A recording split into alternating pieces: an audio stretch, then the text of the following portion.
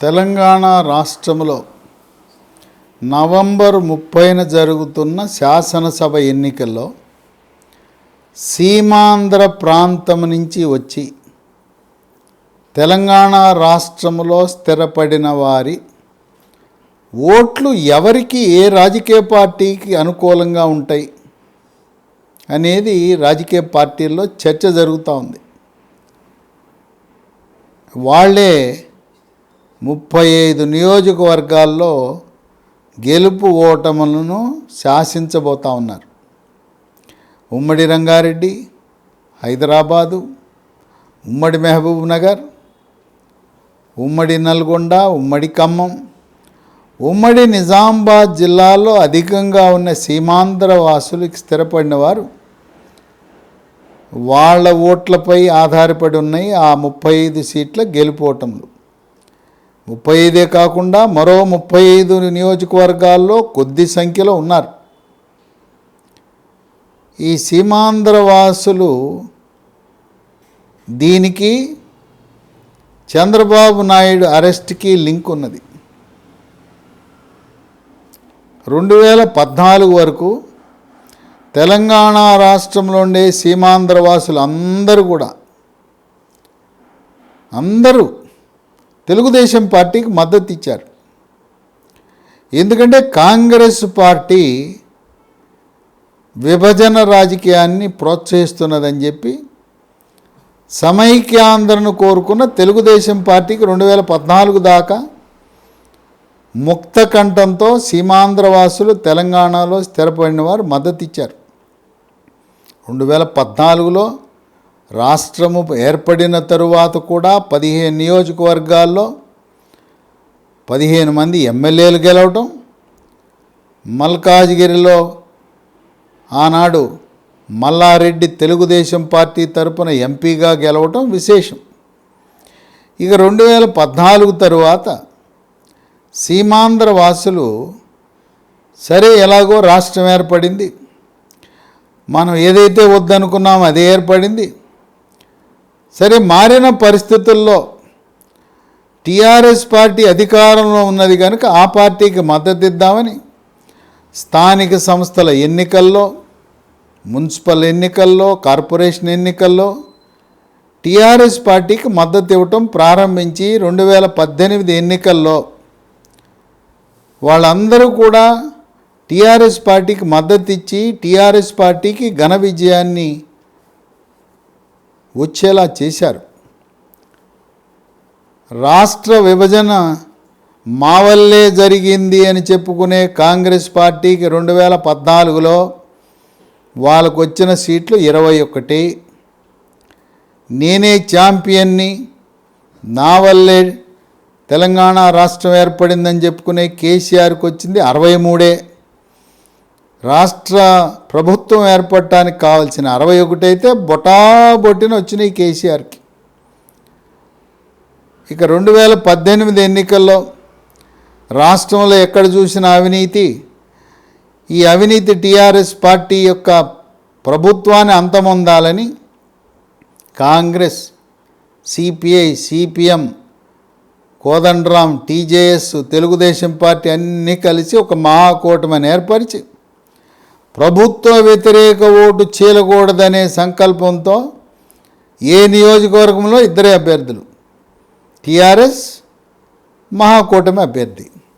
ఏమి సాధించారు? కాంగ్రెస్ పార్టీకి 19 సీట్లు వచ్చినాయి 2018లో. ఆ 18 సీట్లు 19 మంది గెలిచారు. ఆ 19లో 12 మంది కాంగ్రెస్ ఎమ్మెల్యేలు సంతలో పశువుల అమ్ముడుపోయారు. ఇక 2018 తర్వాత క్రమేణా తెలంగాణ రాష్ట్రంలో స్థిరపడిన సీమాంధ్ర వాసులు ఈ టీఆర్ఎస్, బీఆర్ఎస్కి దూరం జరగటం ప్రారంభమైంది. ఇక చంద్రబాబు నాయుడు అరెస్టు జరిగిన తర్వాత సీమాంధ్ర వాసులందరూ కూడా వాళ్ళ మనోభావాలు దెబ్బతిన్నాయి. మరి కేటీఆర్ తెలిసి మాట్లాడాడో తెలవక మాట్లాడాడో ఆయన వ్యాఖ్యలు తెలంగాణ రాష్ట్రంలో స్థిరపడిన సీమాంధ్ర వాసుల యొక్క హృదయాలను గాయపరిచిని, మనోభావాలు దెబ్బతిన్నాయి. పాపం సాఫ్ట్వేర్ రంగ నిపుణులు హైటెక్ సిటీ నిర్మాణం జరిగి నేటికి 25 సంవత్సరాలు సిల్వర్ జూబ్లీ పూర్తయింది.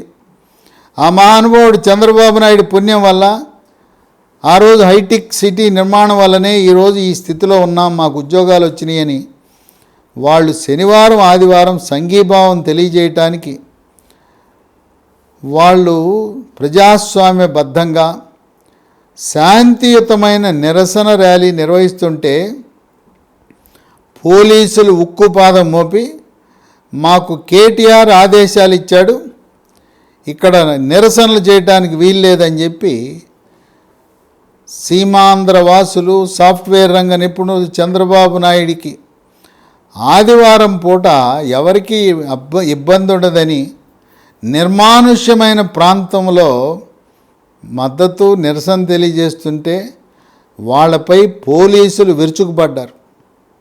కేటీఆర్ ఘాటైన విమర్శలు చేశాడు. ఇక్కడ శాంతియుతంగా ఉన్న తెలంగాణ రాష్ట్రాన్ని నాశనం చేయొద్దు, హైటెక్ సిటీ ప్రాంతంలో చుట్టుపక్కల ఎక్కడా కూడా ఇలాంటి నిరసన కార్యక్రమాలు శాంతియుతమైన నిరసనలైనా నేను అంగీకరించను, మీది ఏదైనా ఉంటే పొండిరా పొండి, ఆంధ్రాకు పొండిరా, రాజమండ్రికి పొండి, అమరావతికి పొండి, అక్కడ మీ నిరసనలు తెలియపరచండి.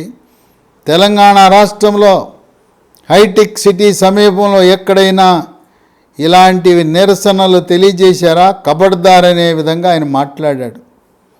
దాంతో కేవలం సాఫ్ట్వేర్ రంగ నిపుణులే కాదు, తెలంగాణ రాష్ట్రంలో వివిధ జిల్లాలలో నివసిస్తున్న సీమాంధ్రవాసులు, తెలుగుదేశం పార్టీ అభిమానులు, అలాగే సాఫ్ట్వేర్ రంగ నిపుణులు, కమ్మ సామాజిక వర్గం వారు, ఎన్టీఆర్ అభిమానులు అందరూ కూడా బాధపడ్డారు.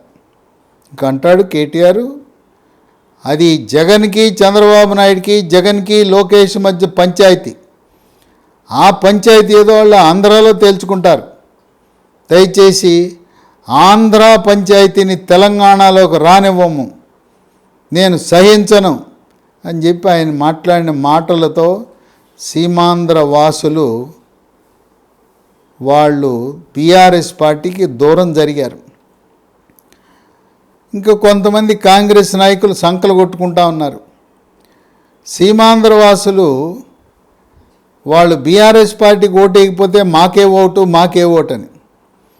సీమాంధ్ర వాసులు వాళ్ళు ఆంధ్రాలో ఉన్నా తెలంగాణలో ఉండా పొరపాటున చచ్చినా వాళ్ళు కాంగ్రెస్ పార్టీకి ఎట్టి పరిస్థితుల్లో హస్తం గుర్తుకు ఓటు వేయరు. ఎందుకంటే వాళ్ళు ఈనాటికి కూడా వాళ్ళు మాట్లాడుకునే భాష ఎలా ఉంటుందంటే, తెలుగు తల్లిని సోనియా గాంధీ గొడ్డలి తీసుకుని తల మీద పెట్టి నరికేసింది, కత్తి పెట్టి నిలువున చీల్చేసింది. అటువంటి సోదర భావంతో మెలుగుతున్న తెలంగాణ ఆంధ్ర ప్రజల మధ్య చిచ్చుపెట్టి 2 రాష్ట్రాలుగా విభజించి ఎవరి కోసం చేసింది? ఈరోజు కేసీఆర్ కల్వకుట్ల కుటుంబ పాలన కోసం చేసింది. ఏ విధంగా కూడా భౌగోళిక తెలంగాణ వచ్చింది కానీ సామాజిక తెలంగాణ రాలేదని, ఏ విధంగా ఆంధ్రప్రదేశ్లో అడ్రస్ లేకుండా కాంగ్రెస్ పార్టీ భూస్థాపితమైనదో అదే ఆగ్రహము సీమాంధ్ర వాసులకు తెలంగాణలో కూడా ఉంది. కాంగ్రెస్ పార్టీ పేరు చెబితేనే భగ్గుమంటారు తెలంగాణ ప్రాంతంలో ఉండే సీమాంధ్ర వాసులు. అందువల్ల ఇక్కడుండే సీమాంధ్ర వాసులు ఎట్టి పరిస్థితిలో ఈ రాష్ట్ర విభజనకు, ఈనాడు ఆంధ్రప్రదేశ్ రాష్ట్రం అమరావతి దిక్కుమాలిన పరిస్థితికి దిగజారటానికి కారణమే కాంగ్రెస్ పార్టీ అని వాళ్ళు ఆ పార్టీని నిందిస్తున్న తరుణంలో ఎవ్వరూ కూడా సీమాంధ్ర వాసులు తెలంగాణలో నివసిస్తున్న ఏ జిల్లా వాసులు కానీ పట్టణంలో వారు కానీ కాంగ్రెస్ పార్టీకి ఓటు వేయటానికి సిద్ధంగా లేరు. పైగా ఆంధ్రప్రదేశ్ రాష్ట్రంలో జనసేన తెలుగుదేశం పార్టీ పొత్తు కలిసింది. చంద్రబాబు నాయుడు సెంట్రల్ జైల్లో రాజమండ్రిలో ఉంటే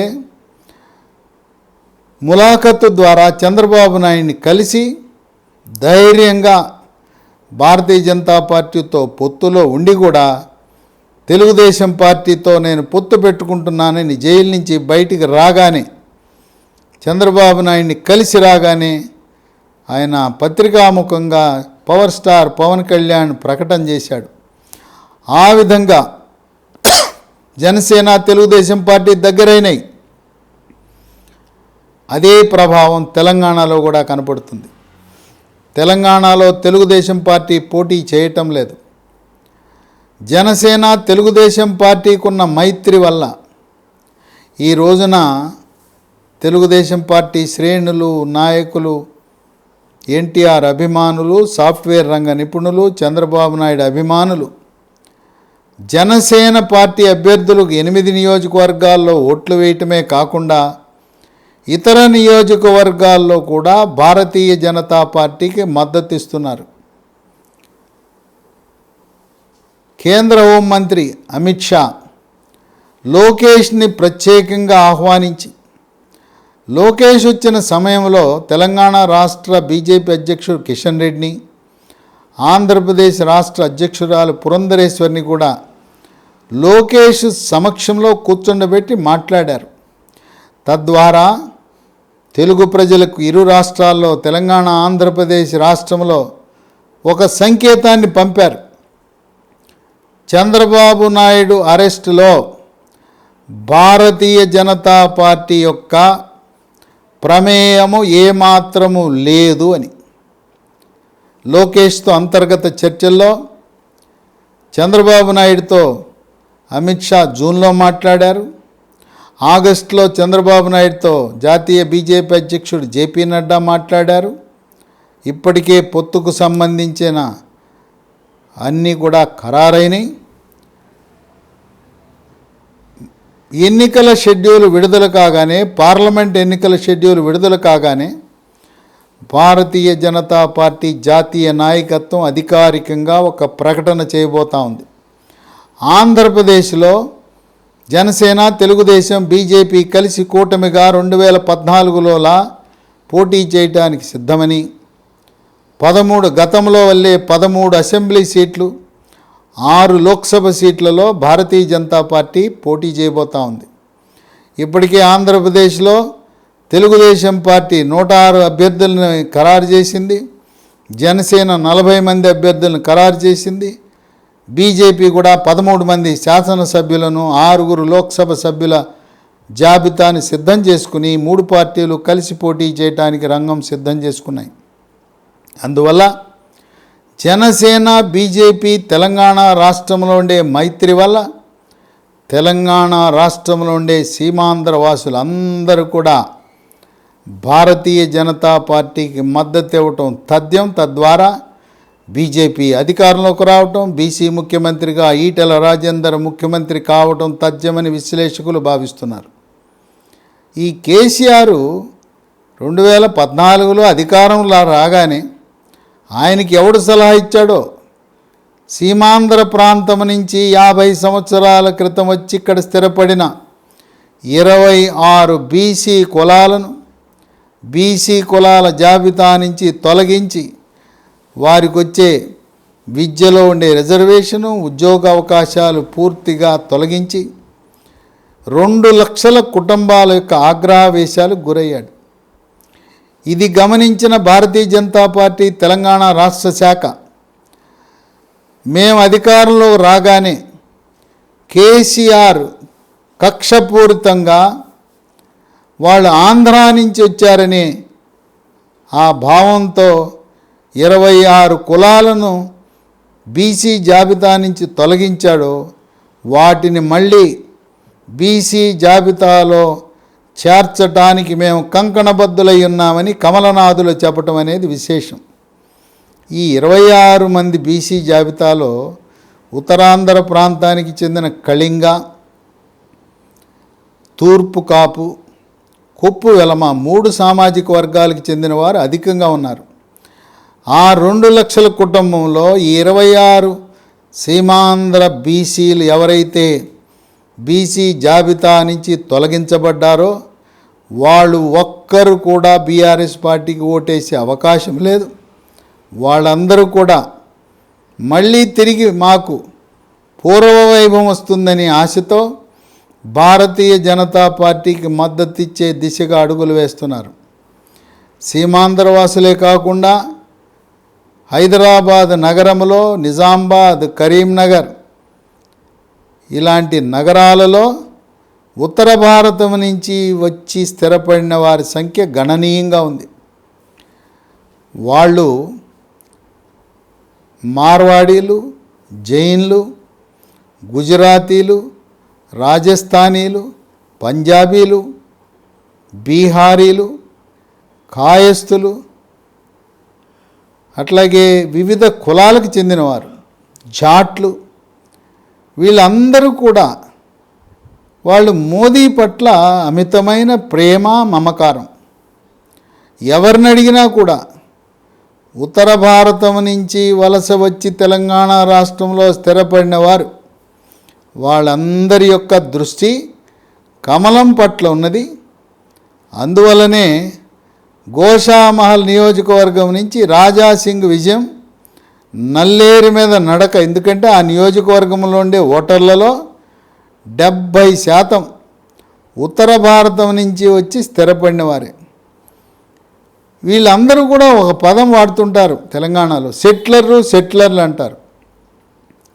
ఉత్తర భారతం నుంచి వలస వచ్చిన వారు కానీ, సీమాంధ్ర వాసులు ఇక్కడ తెలంగాణలో స్థిరపడిన వారు కానీ సెటిలర్ అనే పదం వాడితే వాళ్ళకి ఆవేశం వస్తుంది, ఆగ్రహం వస్తుంది. ఏం సెటిలర్ అయ్యా, మా తాత ఇక్కడికి వచ్చాడు, మా తాత 70 ఏళ్ల క్రితం ఇక్కడికి వస్తే ఇంకా మేము సెటిలర్ ఏంటి? ఆ ఊరి నుంచి వచ్చారను, సీమాంధ్ర నుంచి వచ్చి స్థిరపడ్డారను. ఆ సెటిలర్ అనే పదం ఉపయోగిస్తే వాళ్ళు ఆగ్రహవేశాలకు గురవుతారు. అందువల్ల సీమాంధ్రవాసులే కాక ఉత్తర భారతం నుంచి వలస వచ్చి స్థిరపడిన వారందరి యొక్క ఆలోచన ధోరణి ఒక్కసారి కమలం డబుల్ ఇంజిన్కి ఓటు వెయ్యాలనే ఆలోచనలో ఉన్నారు. ఎవరైతే కొంతమంది చెప్తున్నారు రేవంత్ రెడ్డి అంట చంద్రబాబు నాయుడికి శిష్యుడంట, ఆయన తెలుగుదేశం పార్టీ నుంచి వలస వచ్చాడంట, అందువల్ల రేవంత్ రెడ్డిని చూసి కాంగ్రెస్ పార్టీకి వేస్తారంటే వాళ్ళు రేవంత్ రెడ్డిని చూడరు. వాళ్ళు చూసేది రాష్ట్రాన్ని 2 ముక్కలు చేసి తెలుగు తల్లిని గొడ్డలు పెట్టి నిలువున చీల్చేసిన సోనియా గాంధీని చూస్తారు కానీ రేవంత్ రెడ్డిని చూడరు. ఇక ఆ మాటకు వస్తే మరి కేసీఆర్ కూడా చంద్రబాబు నాయుడు దగ్గర శిష్యరికము చేసి రవాణా మంత్రిగా పనిచేశారు కదా. అందువల్ల ఇక్కడ పార్టీ ముఖ్యం. రేవంత్ రెడ్డి ఎప్పుడైతే తెలుగుదేశం పార్టీ వదిలి కాంగ్రెస్లో ప్రవేశించాడో కాంగ్రెస్ పార్టీ యొక్క సిద్ధాంతాన్ని, భావజాలాన్ని తెలుగు రాష్ట్రాల ప్రజలకు ఏ విధంగా నష్టం చేసిందని చూస్తారు సీమాంధ్రవాసులు.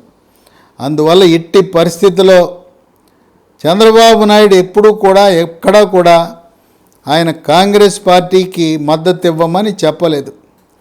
పరోక్షంగా చంద్రబాబు నాయుడు, తెలుగుదేశం పార్టీ వాళ్ళు ఇస్తున్న సంకేతాలు ఎలా ఉన్నాయంటే భారతీయ జనతా పార్టీ అమిత్ షా చంద్రబాబు నాయుడిని ఆహ్వానించారు, లోకేష్ని ఆహ్వానించారు. రహస్య మంతనాలు జరిగినాయి. రహస్య మంతనాలు ఏంటంటే పొత్తు పెట్టుకోబోతున్నామని. అయితే చంద్రబాబు నాయుడికి, లోకేష్ ఇద్దరికీ కూడా చెప్పాడు అమిత్ షా, ఇప్పుడు ఎక్కడా కూడా పత్రికాముఖంగా ప్రకటించద్దు, మీ నాయకులకు, శ్రేణులకు నోటి మాట కింద ప్రచారం చేసుకోండి కానీ పత్రికా ప్రకటన చేయొద్దని చెప్పిన కారణం వల్ల వాళ్ళు బయటపడటం లేదు. కనుక లోకేష్, చంద్రబాబు నాయుడు వాళ్ళిద్దరూ కూడా బీజేపీ పార్టీకి దగ్గరగా ఉన్నారు. 2024 ఏప్రిల్ మేలో జరిగే లోక్సభ, శాసనసభ ఎన్నికల్లో బీజేపీ, జనసేన, తెలుగుదేశం పార్టీ ఆంధ్రప్రదేశ్ రాష్ట్రంలో 150 సీట్లకు పైగా విజయం సాధించి రాష్ట్ర ప్రభుత్వాన్ని 2014లో లాగా ఏర్పరిచి సంకీర్ణ ప్రభుత్వంలో తెలుగుదేశం పార్టీ కేంద్ర క్యాబినెట్లో విజయనగరం నుంచి లోక్సభ సభ్యుడిగా గెలిచి మళ్ళీ అక్కడుండే అశోక్ గజపతి రాజు కేంద్ర మంత్రిగా బాధ్యతలు చేపడితే విశాఖ నగరం నుంచి బీజేపీ తరపున 2024 ఎన్నికల్లో లోక్సభ నుంచి ఘన విజయాన్ని సాధించి పురంధరేశ్వరి ఆంధ్రప్రదేశ్ రాష్ట్రానికి కేంద్ర మంత్రిగా బాధ్యతలు చేపట్టబోతున్నారని విశ్లేషకులు భావిస్తున్నారు. అదేవిధంగా ఆంధ్రప్రదేశ్ రాష్ట్రంలో 13 శాసనసభ సీట్లలో బీజేపీ పోటీ చేసి దాంట్లో 2 మాజీ మంత్రులు కామినేని శ్రీనివాస్ కైకలూరు నియోజకవర్గం నుంచి, అలాగే జమ్మలమడుగు నుంచి ఆదినారాయణ రెడ్డి 2 పోటీ చేసి గెలిచి వాళ్ళిద్దరూ కూడా ఆంధ్రప్రదేశ్ రాష్ట్ర క్యాబినెట్లో సంకీర్ణ ప్రభుత్వంలో వీళ్ళిద్దరూ కూడా మంత్రులుగా పనిచేయబోతున్నారని ఊహాగానాలు ఉన్నాయి. మంత్రిత్వ శాఖ గురించి కూడా చెప్పుకుంటున్నారు. కామినేని శ్రీనివాస్ మళ్ళీ వైద్య ఆరోగ్య శాఖ మంత్రి అవుతాడు. ఆ విధంగా బీజేపీ, తెలుగుదేశం, జనసేన మైత్రి బలపడిన తరుణంలో తెలంగాణ రాష్ట్రంలో తెలుగుదేశం పార్టీ అభిమానులు, శ్రేణులు, ఎన్టీఆర్ అభిమానులు, చంద్రబాబు నాయుడు అభిమానులు, సాఫ్ట్వేర్ రంగ నిపుణులు, కమ్మ సామాజిక వర్గానికి చెందినవారు, జనసేన పార్టీకి మద్దతిచ్చే కాపు, బలిజ, తెలగ, ఒంటరి, తూర్పు కాపు, మున్నూరు కాపు సామాజిక వర్గాలు, మెగాస్టార్ అభిమానులు, చెర్రీ బన్నీ వాళ్ళ అభిమానులు, వీళ్ళందరూ కలిసి జనసేన బీజేపీ కూటమి విజయం సాధించడం తథ్యం. 65 సీట్ల పైగా బీజేపీ జనసేన కూటమి విజయం సాధించి మొట్టమొదటిసారిగా తెలంగాణ రాష్ట్రంలో కమలం జెండా ఎగరేసి మొదటి ముఖ్యమంత్రి పీసీ ముఖ్యమంత్రి ఈటెల రాజేందర్ని ముఖ్యమంత్రిగా ఆయనకి బాధ్యతలు ఇచ్చే పరిస్థితి ఉత్పన్నమైందని, రోజు రోజుకి భారతీయ జనతా పార్టీ గ్రాఫ్ పెరుగుతుంటే కాళేశ్వరం ప్రాజెక్టు, మేడిగడ్డ, అన్నారం ఎలా కుంగిపోతున్నాయో బీఆర్ఎస్ పార్టీ యొక్క ప్రతిష్ట, వాళ్ళ యొక్క బలం కూడా కుంగిపోతుందని, కాంగ్రెస్ పార్టీ ఏనాడు కూడా 2018 తర్వాత ఒక్క ఎన్నికలో కూడా డిపాజిట్ కూడా దక్కలేదు. దుబ్బాక డిపాజిట్ లేదు, హుజూరాబాద్ డిపాజిట్ లేదు, అట్లాగే మునుగోడులో డిపాజిట్ లేదు, గ్రేటర్ హైదరాబాద్లో అడ్రస్ లేదు, 150 డివిజన్లో కేవలం 2 డివిజన్లు. ఆ విధంగా పతనావస్థలో ఉండే కాంగ్రెస్ పక్క రాష్ట్రమైన కర్ణాటకలో గెలిచామని, అక్కడ గెలుపు ఇక్కడ దేనికి ఉపయోగపడదని, ఎందుకంటే కాంగ్రెస్ పార్టీకి ఓటు వేస్తే ఆ గెలిచిన ఎమ్మెల్యే ఆ పార్టీలో కొనసాగుతాడనే గ్యారంటీ లేదు. మళ్ళీ కేసీఆర్ వాళ్ళని కొనేస్తాడు, మంత్రి పదవో మరో పదవో ఇచ్చే ప్రలోభ పెడతాడు. ఇంకోటి ఏంటంటే తెలుగు ప్రజల సెంటిమెంటు వరుసగా 2 సార్లు దాటి 3వసారి అదే పార్టీకి ప్రభుత్వము అధికారాన్ని తెలుగు ప్రజలు కట్టబెట్టరు. అది తెలుగుదేశం పార్టీ అయినా కాంగ్రెస్ పార్టీ అయినా గత 60 సంవత్సరాల రాజకీయ విశ్లేషణ చూస్తే ఎన్నడూ కూడా కాంగ్రెస్ కానీ తెలుగుదేశం కానీ 2 టర్ములు 10 సంవత్సరాలు దాటి హ్యాట్రిక్ కొట్టిన సందర్భాలు లేవు. టీఆర్ఎస్ బీఆర్ఎస్కి 10 ఏళ్ళు అయిపోయినాయి, 2 అవకాశాలు అయిపోయినాయి. కనుక మార్పు తథ్యం, తెలుగు ప్రజల యొక్క మనస్తత్వం, సెంటిమెంటు మార్పు తథ్యం. ఆ మార్పు దిశగా ఒక్కసారి కమలాన్ని రుచి చూద్దాం. డబుల్ ఇంజన్ సర్కారు, మోదీ కేంద్రంలో 3వసారి ప్రధానమంత్రిగా ఉంటూ రాష్ట్రంలో ఈటెల రాజేందర్ ముఖ్యమంత్రిగా ఉంటే మన తలరాతలు ఏ విధంగా మారతాయో, మన బతుకులు మారతాయని రాష్ట్ర ప్రజలు ఆశగా మార్పు కోసం ఎదురు చూస్తూ కమలానికి మద్దతు ఇచ్చి కమలాన్ని గెలిపించే దిశగా అడుగులు వేస్తున్నారు. సీమాంధ్ర వాసులు తెలంగాణలో ఉండే అన్ని జిల్లాల్లో కూడా 35 నియోజకవర్గాలు కాదు, మరో 35 నియోజకవర్గాల్లో కూడా వాళ్ళు బీజేపీ జనసేన కూటమికి మద్దతు ఇచ్చే దిశగా ఇప్పటికే నిర్ణయం తీసుకోవడం జరిగిందని చెప్పి విశ్లేషకులు భావిస్తున్నారు.